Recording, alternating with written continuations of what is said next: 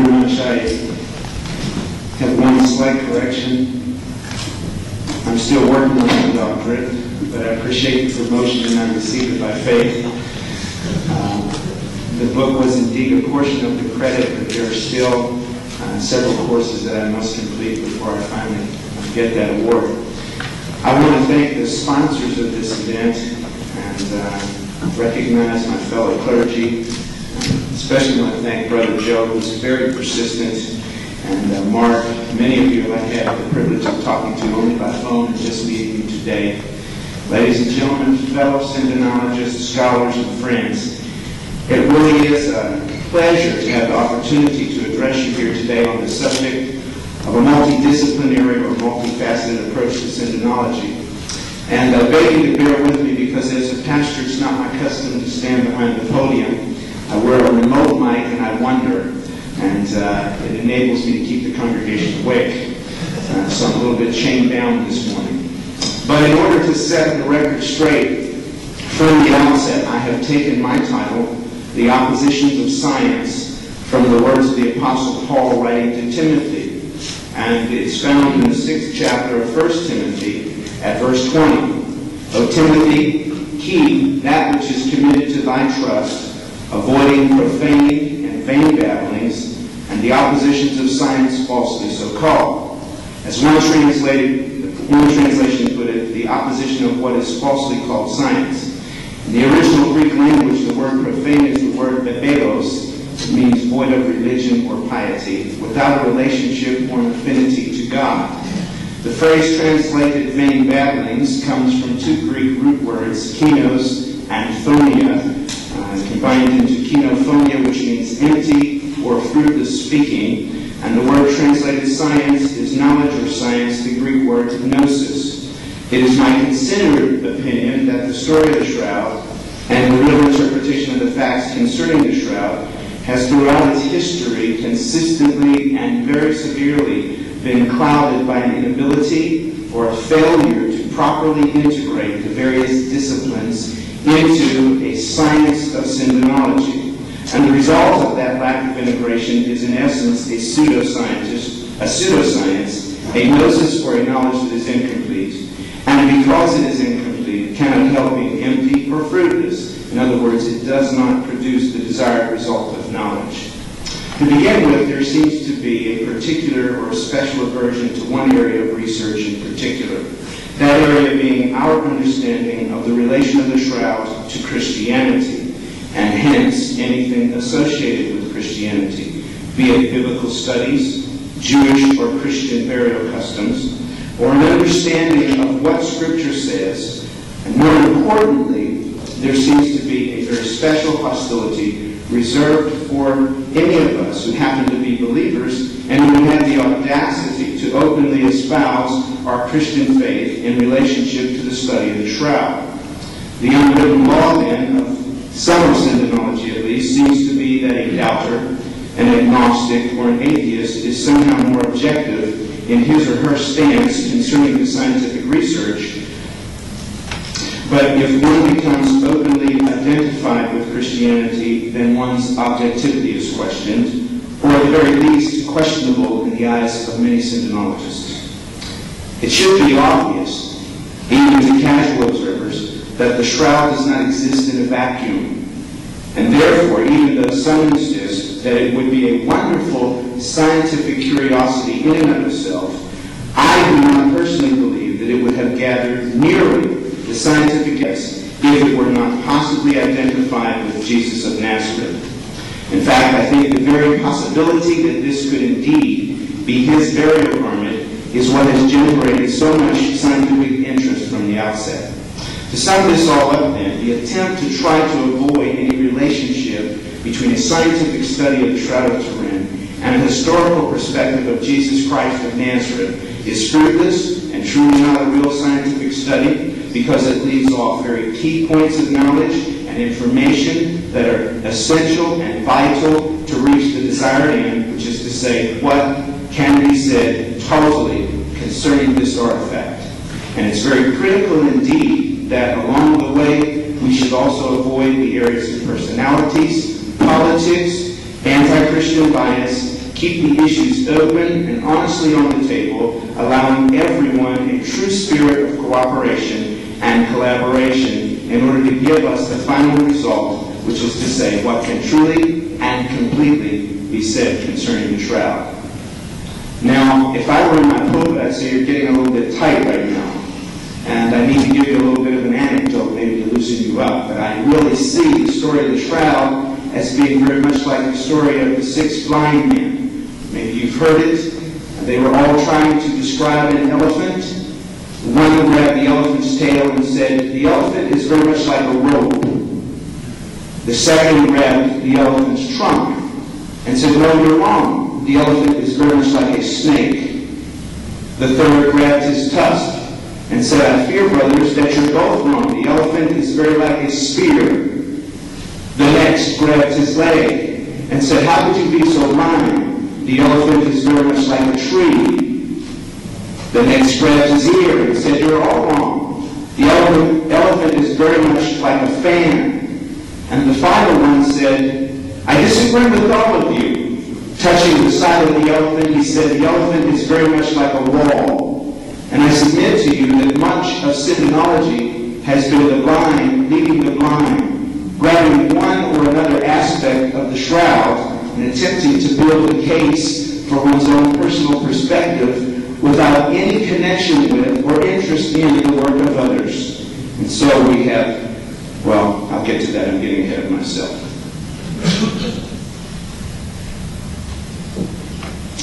Now, before I get into my approach, or what I believe can be done to avoid this in the future, let me first give you a few examples of my awareness of the problems of integration. The first episode involving myself came about as a direct result of a very wonderful article that I'm sure most of you have read, which was done by the National Geographic, and primarily through the research of Kenneth Weaver. I was somewhat shocked to find at the end of all that research that my name was totally expunged from the research group as if I didn't even exist, even though I was at that time a PR person, the contact person. All the materials came through me, and as a matter of fact, I spent a great deal of time with Ken and with Ellie. They often commented on my children and asked me what I did to raise them to behave so well, and I said I spanked them. And they had a little bit of trouble dealing with that. But at any rate, when I had the opportunity to speak to Ken, the bottom line was this, and I recall the conversation clearly. He said to me, "Well, you're a Christian, so you're not objective." To my way of thinking, this is a very biased and bigoted opinion to take, to imply that because I'm a Christian and vocal about my faith, that therefore I cannot be objective about the facts concerning the Shroud, and it would rather be way to exclude me as if I didn't exist, details and chronicles the biased and important way for us to pay heed to today. The second episode came about when our first book, Verdict on the Shroud, was about to be released. Some people went to the extent of actually denying that I ever had anything to do with the Shroud of Turin research project, even though right up until the day of the release, I was intimately involved with what was going on. In fact, on that day, I had been given a letter from Thomas D. Mahalla, who was at that time presiding over the group, concerning the possible dissolution of STIRP and how we were going to handle the media. And the real motivation seemed to be to try to distance STIRP from myself and Gary by denying there was ever a connection. And as a direct result of that, one of the members of STIRP in public record took exception to my publisher calling me a scientist. He in fact went so far as to research my educational background and said that my degree was not in engineering, but that it was a very general studies degree. Well, I agree. My transcript lists general studies as my major. But I will tell you clearly that I do have an engineering degree. As a part of that engineering degree, there were 2 full semesters of aeronautical engineering, 2 full semesters of astronautical engineering, 2 full semesters of electrical engineering, 2 full semesters of mechanical engineering, 2 full semesters of physics, 4 full semesters of chemistry, 8 full semesters of higher math, and at 22.5 credit hours per semester for 4 years, I submit to you that I do, indeed, have a scientific engineering degree. And the general studies major simply meant I picked no primary field as a major, such as electrical engineering or astronautical engineering, And just between you and I chose to generalize so that I could have a broad-based engineering background, and even at certain points in time, considered whether I wanted to go into the medical field or some other related field. I didn't want to limit myself by merely being an electrical engineer. So it's precisely that broad-based background which enabled me to edit and interpret Sturt's work well enough to handle PR. The real issue is not my degree, and I didn't come here to bore you with that. The real issue is not whether or not I'm a scientist or an engineer. I was offered a job as an engineer with IBM when I left the Air Force. I turned it down. I did not choose to work as an engineer. The real issue seems to be whether or not somebody agrees with my particular interpretation of the scientific data or yours, and whether or not, based on that agreement, we will decide who is a scientist and who is a pseudoscientist, and I submit to you that's not science at all. And there is indeed a greater issue of what is right and what is wrong in the study of syndenology. Let me also make it clear that this was not the only form of prejudice that was exhibited among the scientists who did the research. And before I go any further, let me stop and say this is not a pick on Sturp or assist or anybody else today. I'm trying to make a clear point here that we can avoid in the future. On one particular occasion, there was a very detailed discussion concerning the work of the late Dr. Max Shroud on pollens. Many were scoffing at his methodologies. He used his hands, he pressed the tape very firmly onto the shroud. When the tape was lifted, we could literally see the cloth lift up from the table, and many people were distressed at that. And as a matter of fact, I will add, I was drawn into that conversation. There were many notes and comments made. And it turned out that Dr. Fry's method of hand application was probably much more rewarding in terms of the density and the number of pollen samples received, and therefore has a great deal more to bear on the pollens on the shroud than our own non-pressure application. And here again we have an evidence of a bias of one sort or another that prevents a true meeting of the minds, a true spirit of collaboration, and therefore prevented an honest appraisal of all of the data that was involved in that particular aspect of research. One final area for your consideration is the tremendous sense of fear, for want of a better term, bordering on paranoia that expresses itself in fear of the media, fear of failure, fear of losing credibility, fear of the authorities intruding, and a major concern that somehow any one individual, something that one individual says or does, writes or reports, is going to impact the total question of the shroud for now and for all eternity. Not only does this fly in the face of the facts, but it really hampers collaboration. And a perfect example of this occurred when, after some rather sensationalistic news reporting that was done concerning the shroud, one of the members of STIRP, I believe, inaccurately concluded that the credibility of STIRP is in ashes. In reality, the incredibly well-documented, heavily peer-reviewed articles of STIRP have met with respect. They have stimulated discussion. They have furthered research in a variety of new fields. And in fairness to STIRP, though they've had this concern themselves, they admit they've had fear of the religious issues, but they didn't start out that way. Before coming to this symposium, I had a rather interesting conversation with Father Adam Arvine, and he expressed some concern that if the press was not properly handled here, it could have a seriously negative effect on future testing, especially in view of the carbon-14 dating. His primary fear seemed to be that the press would conclude that the carbon dating of 1988 was still the Waterloo for the shroud. And in my discussion with Father Adam, I told him that the media is not impossible to deal with, but they do require a little wisdom and a little understanding in order to turn them into allies. Father's reply was, yes, but are you in charge of PR for this symposium? While I'm not, let me make it clear that one of the main reasons for media distortion is the sort of top-secret atmosphere that has accompanied much of syndenology. In the words of the late Father Francis Finus, any aura of secrecy makes the shroud a suspect subject for many. And as long as we as scientists and scholars and syndenologists hold the media at an arm's length for whatever reason, even if they're justifiable reasons, it automatically makes everything we are doing suspect. The point I'm making, again, from my experience with STIRP, is that we've been our own worst enemies. If you look at the press coverage of STIRP between 1977 to 1981, you'll find a direct correlation between misinformation and the advent and the advocacy of secrecy. Much of it began not when Stewart rightly waited for peer review, because I agree with peer review, but it began when they were beyond the time of peer review, still refusing to give anything other than name, rank, and serial number as if we were media POWs. And the media misinformation reached its peak when there was an outright avoidance of questions of personal conviction over the various Shroud issues, especially the issue of the identity of the man of the Shroud. This is why I'm so excited to hear Dr. Jackson address you on science and religion. In the past, many have avoided that particular area, and it needs to be addressed if we're going to be fairly received by a public that's hungry for information. So rather than give a balanced, well-reasoned response, many scientists in the past have either beat around the bush or retreated to a no-comment position. And therefore, it's not surprising that we received a thorough bashing in the press. The result is that there is no fair, honest appraisal of facts, and we in essence shot ourselves in the foot.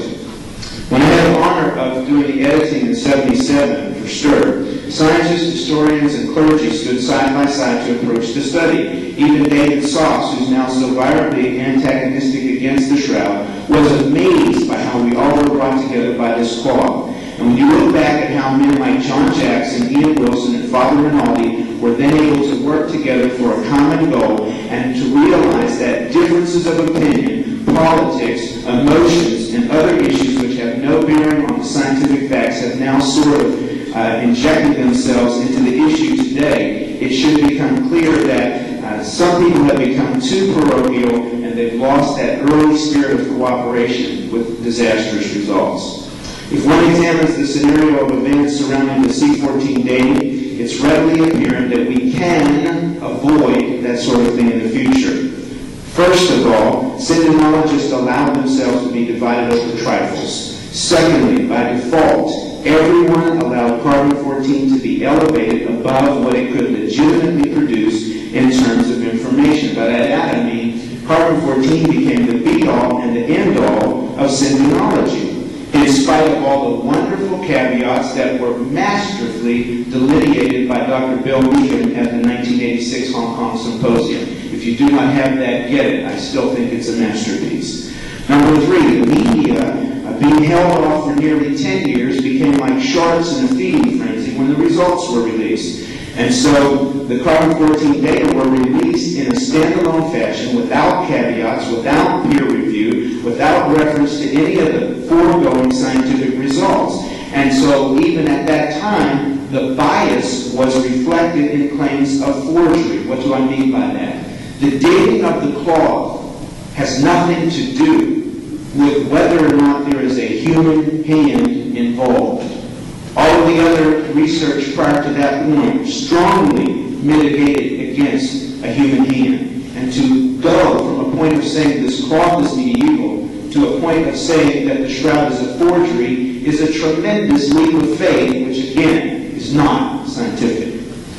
So now we begin by encouraging, once again, an open-minded look at the data. We must both avoid idolatry on one side and a closed-minded unbelief on the other. We need to be cautious, carefully following the data wherever they lead. While we need to arrive at carefully reasoned conclusion, we also need to be sensitive to alternative theses.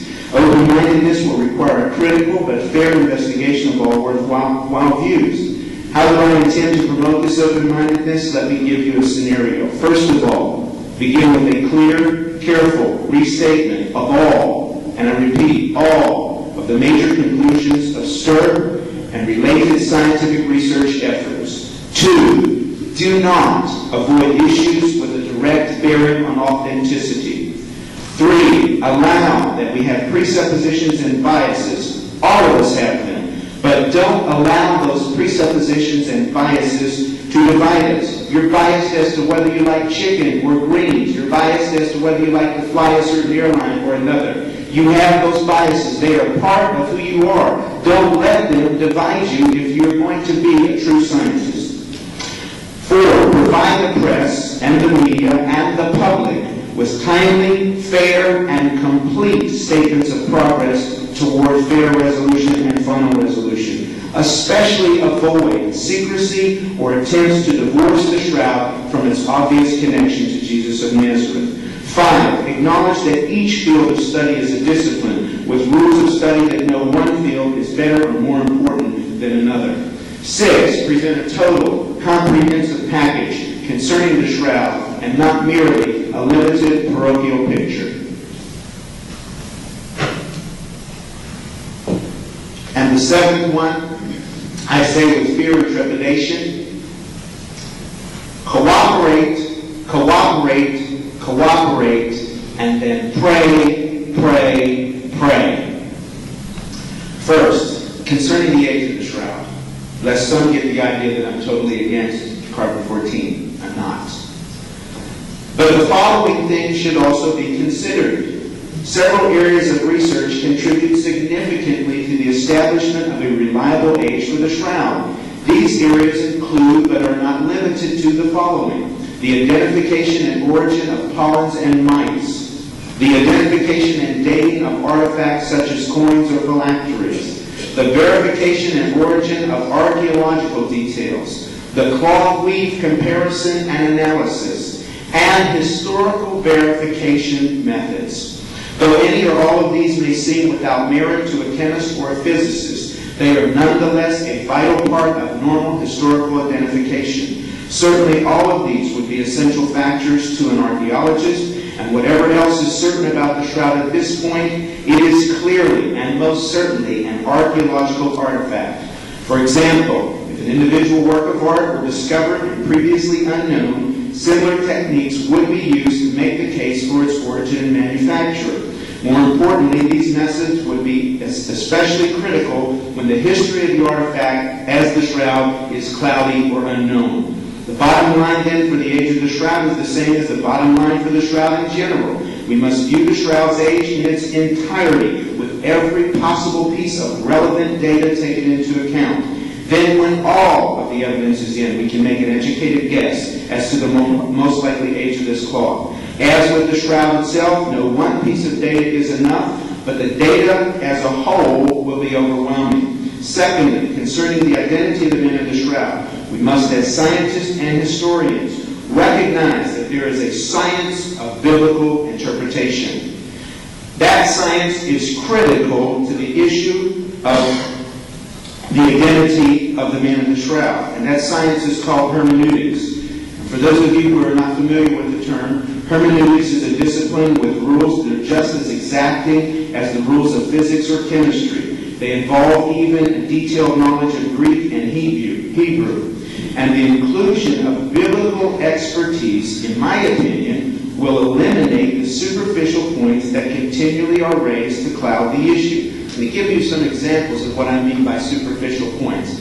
I don't know how many of you consistently give shroud lectures or have traveled, but these points haunt me everywhere I go, and they are easily dismissed if you will include the science of hermeneutics. For example, the strips of linen, the face napkin, the length of the hair, the marring of the face.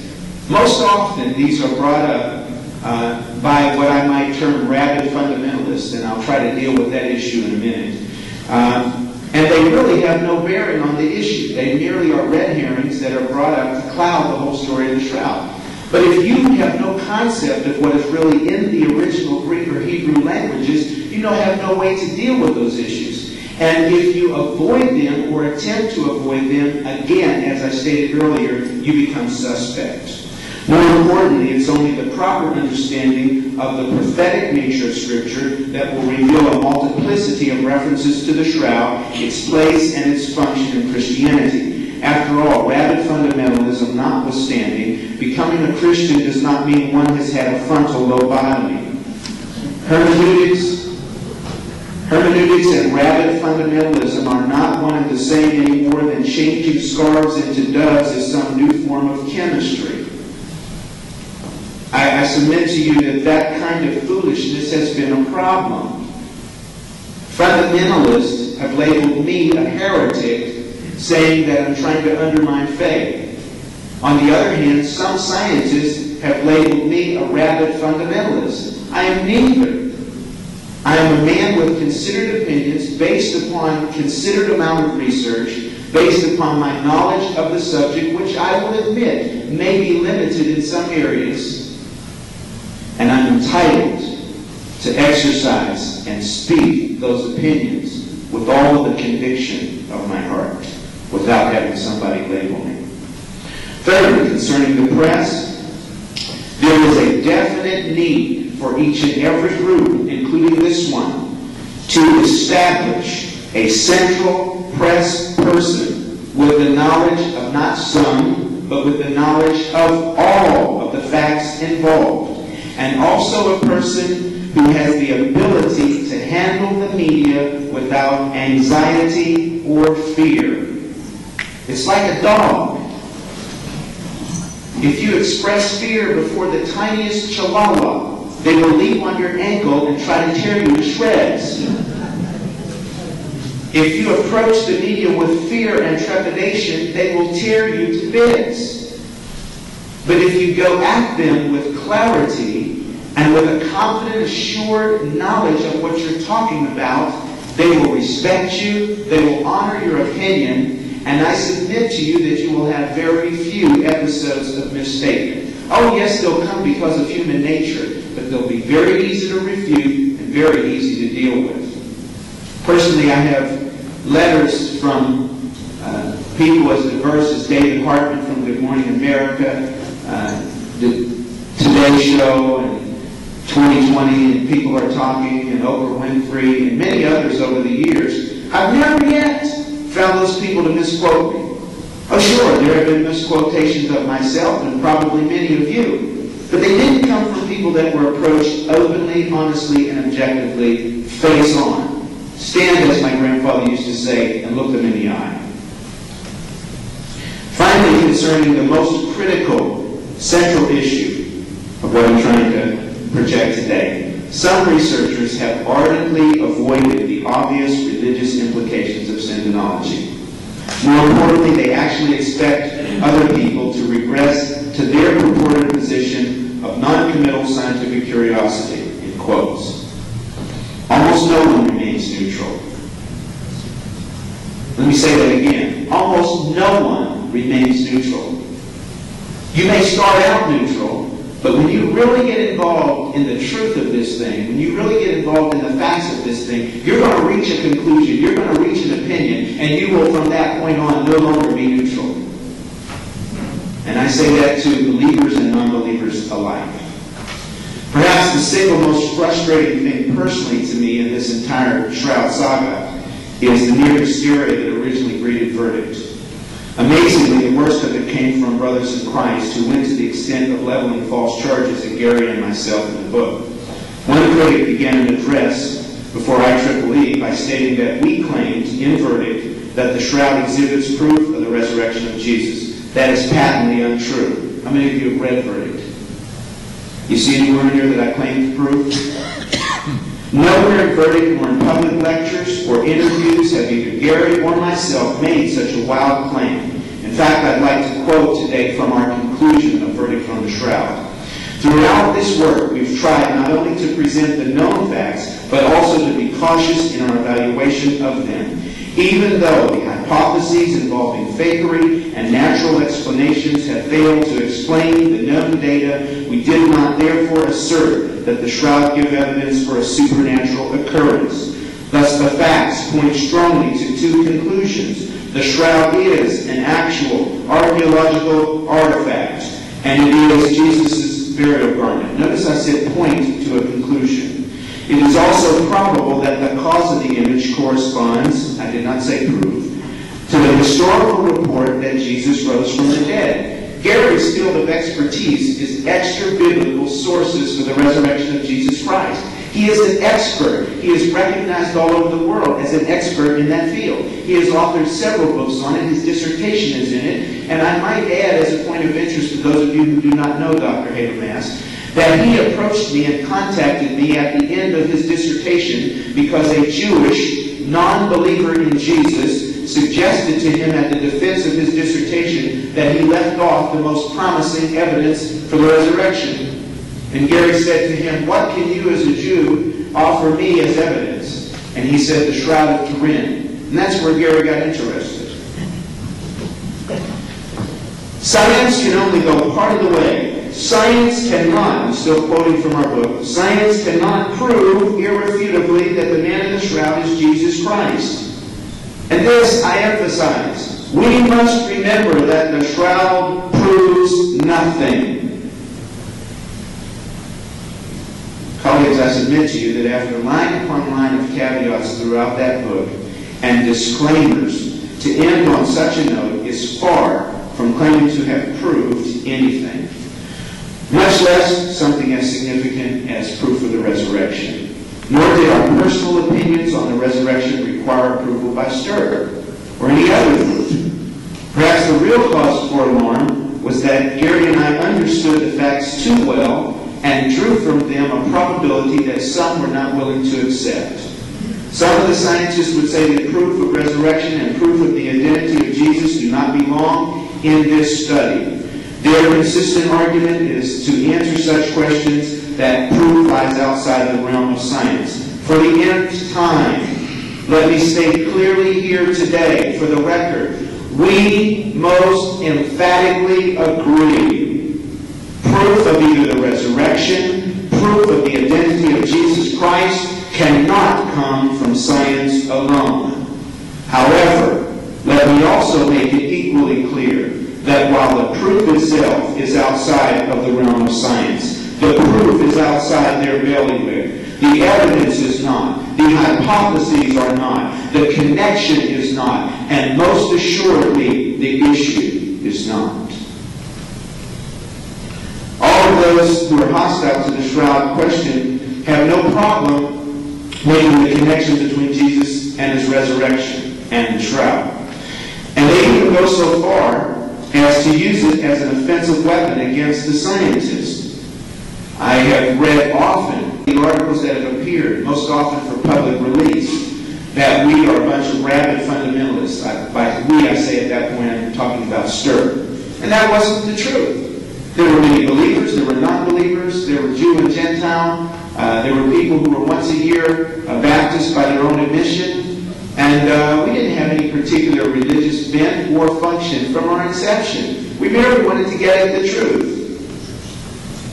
Some of the key people who provided the most positive evidence for authenticity tried to hide, in my opinion, behind a cloak of so-called scientific objectivity. I'd like you to consider the comments of the eminent Professor Luigi Ganella that were given at the Hong Kong Symposium in 1986.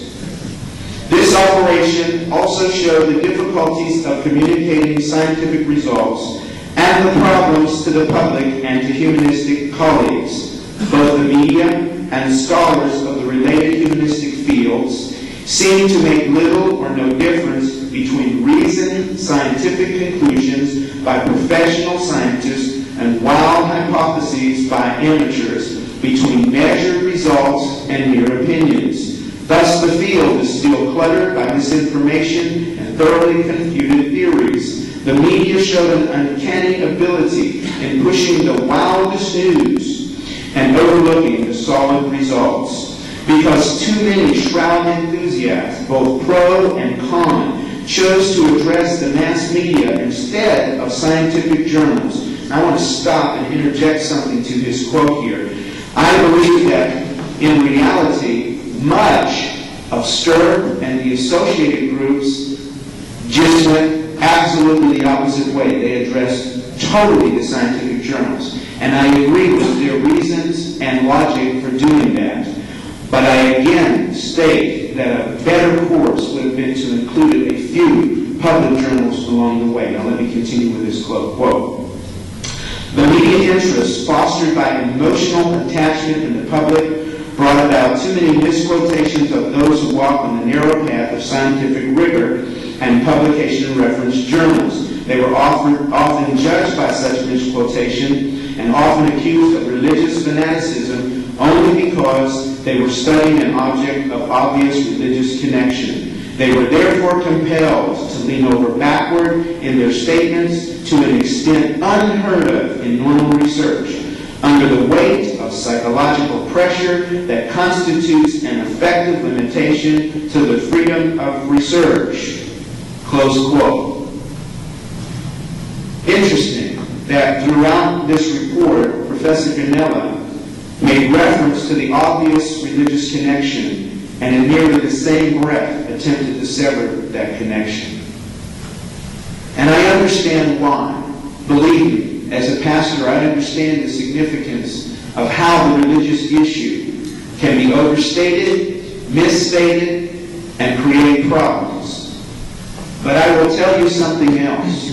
As a pastor, as a preacher of the gospel of Jesus Christ, as Father Peter Rinaldi has often said, when you take up the shroud, you take up the cross. And if you're unwilling to confront and to recognize that possibility exists, maybe you're in the wrong field. They didn't like Jesus either. The religious leaders didn't like him, and the political leaders didn't like him. And they came against the things that he said. Nevertheless, none of us would be here today if he did not follow through with what he was called to do. Stir members were also well aware of the nature of the problem they were attacking.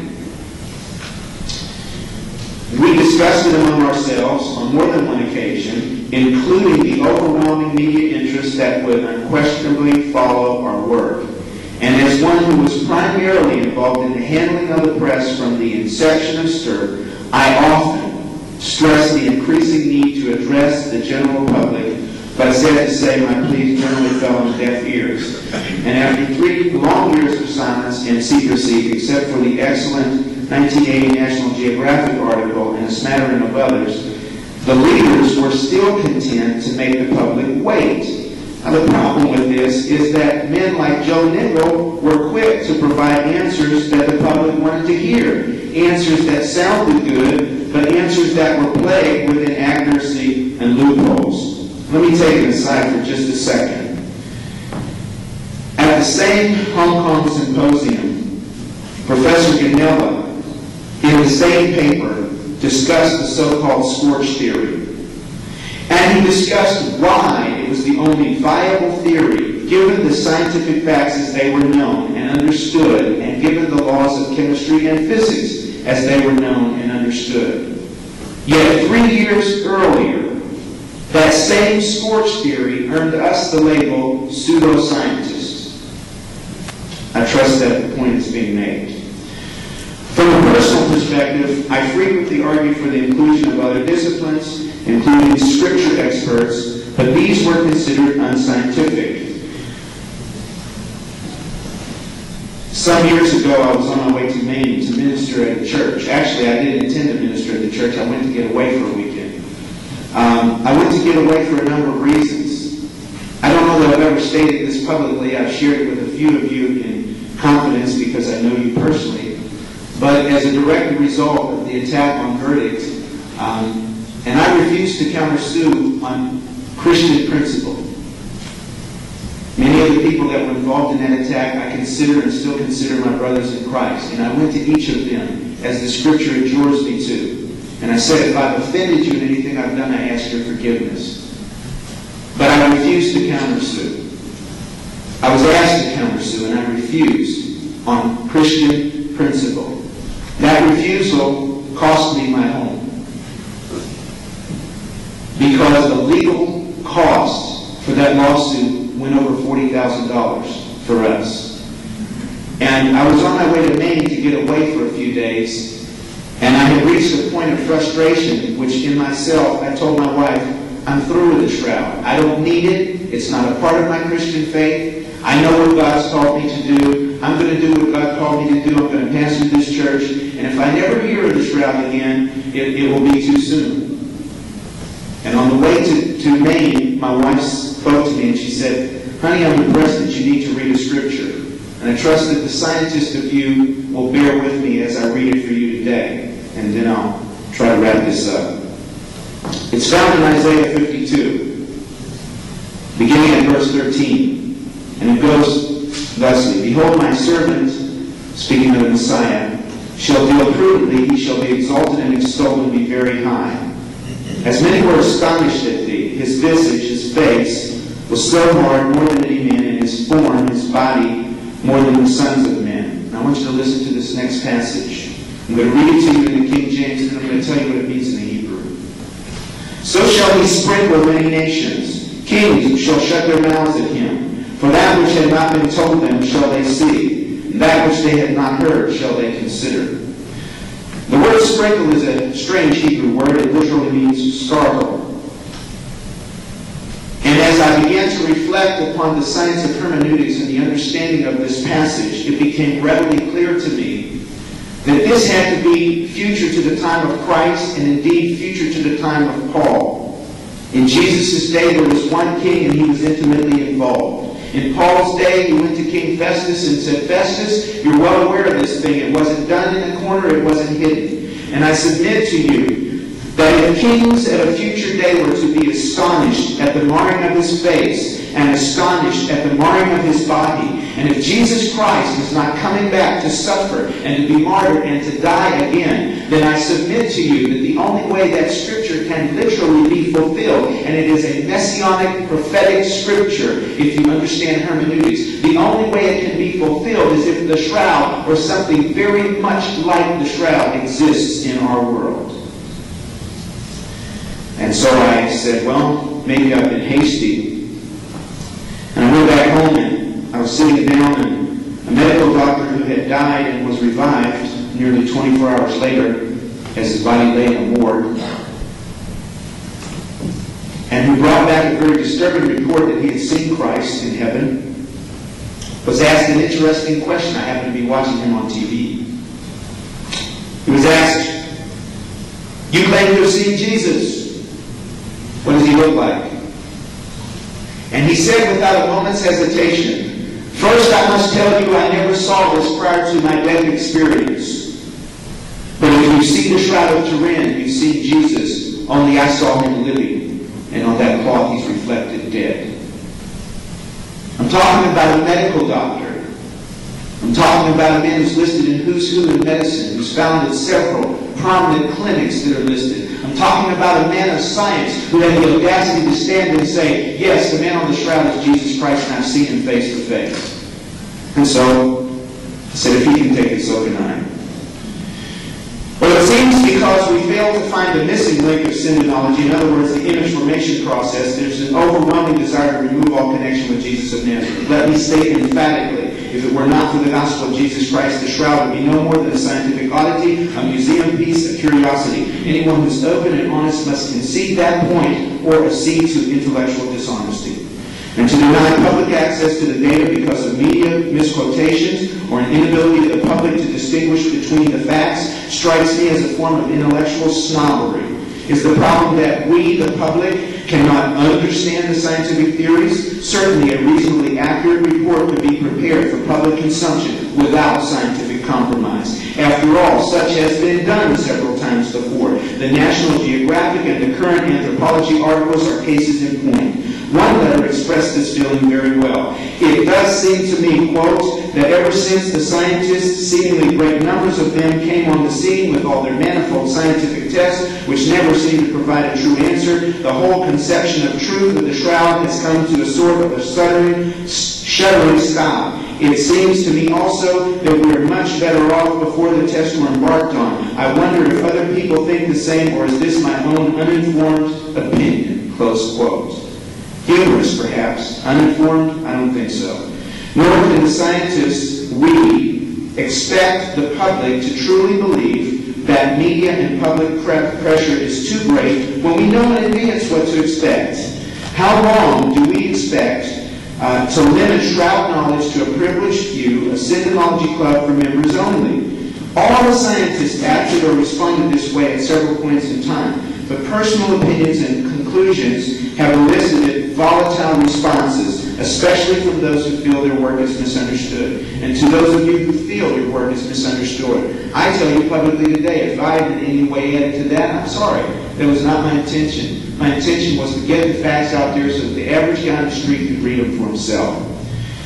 First, to address the issue of whether or not the concerns of some STIRT members were actually justified. Let's examine the misinformation problem as it really exists. Are science and religion truly at war? I think John did a masterful job of dealing with that issue. I don't have to go into it any further. But maybe I should read a couple of comments like that from Yves Delage in 1902, which seems particularly relevant today. He manages to separate science from religion without separating the shroud from Jesus. Quote, a religious question has been injected into a problem which isn't in itself purely scientific, with the result that feelings have run high and reason has been led astray. If instead of Christ there were a question of some person like Sargon and Achilles or one of the pharaohs, no one would have thought of making any objection. I've been faithful to the true spirit of science in treating this question, intent only on the truth, not concerned in the least whether it would affect the interest of any one religious party. I recognize Christ as a historical personage, and I see no reason why anyone should be scandalized that there still exist material traces of his earthly life. What we actually characteristically face in dealing with most of the Shroud opponents is an oversimplification of the technical qualities of the image. And that then will allow an easy solution, but an easy solution does not exist. As Chemical and Engineering News correctly points out, we are faced with a serious problem. Differences between opponents and proponents are difficult to reconcile. Neither side hesitates to question the scientific objectivity of the other. Both proponents and opponents of authenticity justifiably claim scientific expertise, yet both can't be correct. How do we break the tie if one really exists? Most Shroud opponents seem to have a special axe to grind. For example, Nickel and Shaffersman make much ado about Jesus himself, or the narratives concerning the miraculous events of his life being mythical. These topics are certainly not at issue here, nor are they within their field of expertise. In Current Anthropology, Shaffersman states, Meekham's painstaking rendition of this ritual, and I put in parentheses, the image on the shroud represents Jesus Christ, is therefore characteristic and only serves to reveal his dogged belief in the authenticity of the Shroud of Turin and of Jesus Christ, a personage best considered by available evidence to be mythical. If that were not strong enough, he clarifies his position in the Skeptical Inquirer, which is a self-appointed watchdog publication of the supernatural, for those of you who don't know. There are serious doubts that if Jesus existed, he was crucified. There are serious doubts that if he was crucified, he died. And there are serious doubts, to say the least, that if he died, he was resurrected. Nickel goes on to claim he's writing a book that concludes Jesus was simply a magician, obviously intending to imply that Christ's miracles were done by sleight of hand. I ask you a question. Does that mean Jesus' walk on the water was done by mirrors like David Copperfield? Others have another axe to grind. They are bent on demonstrating Sturr to be a clique of religious zealots out to prove a point. Dr. Mueller said Shroud investigators have usually been characterized, this is a quote, by their pro-authenticity enthusiasm and markedly religious interpretations. About this there can be little disagreement, close quote. Certainly many of the statements of Sturr would not agree with such a harsh blanket statement by Dr. Mueller, and would in fact disagree wholeheartedly, myself included.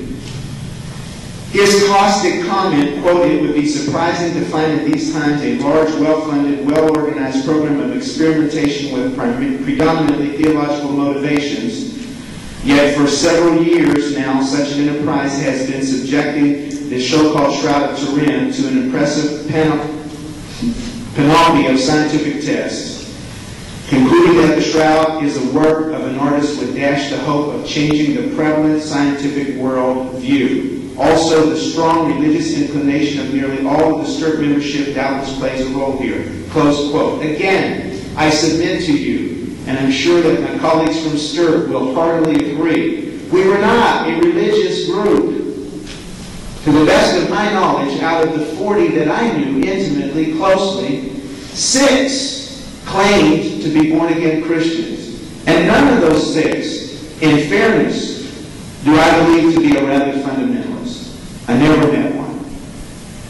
Yes, they may have been free to state their religious opinion, but the last time I heard, we're still living in a free country. To those of you who are Christians today, there should be some warning bells sounding. Because the issue at hand is not Christianity. The issue at hand is not the historical existence of Jesus Christ. The issue at hand is not the particular religious bent of individual scientists who happen to be among the privileged few selected to study this cloth, although that has badly been misrepresented in much of the literature opposing the shroud, nor is the issue some pre-hidden agenda to change the prevailing scientific view of the cosmos. We're not out to do that, folks.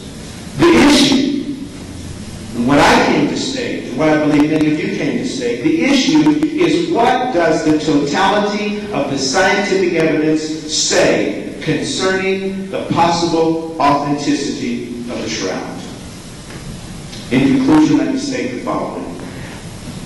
If we, or any other future group of syndenologists who believe this is, as I do, a viable and important area of research for the future, if we are to avoid the problems that have plagued syndenology up to this point, we would do well to remember something that perhaps some of you never heard of. In Connecticut, before we went to tour Italy, we did a dry run. We were hosted by a small Pentecostal church, pastored by a young man, I believe his name was Joe O'Brien. And at the end of that very dramatic weekend, which was a wonderful time of cooperation and collaboration, Pastor O'Brien stood with his knees knocking in front of this august group of scientists from NASA and the Jet Propulsion Lab in Los Alamos and San Diego. And he said, "I've argued with God all week." He said, "But I know I've heard from God and I have to be obedient." And I don't want to try to quote him word for word because I might mistake something, but you can take the general gist of my comments. It's on record, it's in videotape, it's on tape. We were told that Sturck would be given information that was so important that people were willing to kill or die for it, and that we must work together to use that information for the good of all mankind. Now, if all learning is a never-ending process, then we never arrive at the pinnacle. That doesn't mean we stop striving, but we consider this rather a source of motivation. The shroud wasn't meant for dusty shells or laboratory test tubes only. In my considered opinion, the shroud was meant for changing lives. And I want you to remember this also. It's only been a few centuries ago that the church began to attack scientists. And now it seems to me the pendulum has swung full to the other side, and science seems bent on attacking anything associated with the church. But the solution to us, to future scholars, and really to the true facts concerning the Shroud of Turin lies in each and every one of us making a conscious, considered, determined opinion to work hand in hand, to not let biases, political, emotional, or religious, to separate us, to not let differences of opinion divide us, to not become too much on our high horse to allow that some other field of expertise is equally valid to be included if we are to arrive at the true fact, if we are to arrive at a real scientific perspective on the Shroud of Turin. And I submit to you today that we have in our hands at this symposium, and again I salute your sponsors and those of you who worked to see this day come to pass, because I understand there were some that fought it. I submit to you that you have in your hands the opportunity to start over and to start afresh, and to this time lay the groundwork and lay the rules in advance so that we won't have to have this kind of presentation again. God bless you.